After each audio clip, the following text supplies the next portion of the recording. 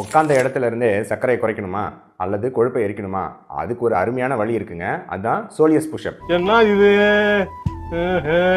University of Houston அப்படின்னு சொல்லிட்டு யூஎஸ்ஏல university இருக்கு. அதுல ப்ரொஃபசர் ஹாமில்டன் அவங்க குழுவில் வந்து கண்டுபிடிச்ச ஒரு அருமையான மெத்தட் தான் சோலியஸ் புஷ்அப்.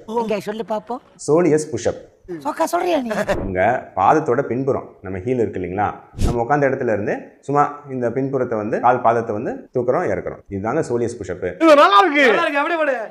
இந்த தசை வந்து பெரும்பாலும் நம்ம மசில்குள்ளேயே இருக்கக்கூடிய கிளைகஜனை பயன்படுத்தாம ரத்தத்தில் இருக்கக்கூடிய குளுக்கோஸையும் அப்புறம் இந்த விஎல்டிஎல்னு ஒரு கொழுப்பு இருக்கும், அதில் இருக்கக்கூடிய ட்ரைகிளிசரைடு கொழுப்பையும் ப்ரிடாமினெண்ட்டாக வந்து எனர்ஜிக்கு பயன்படுத்துது.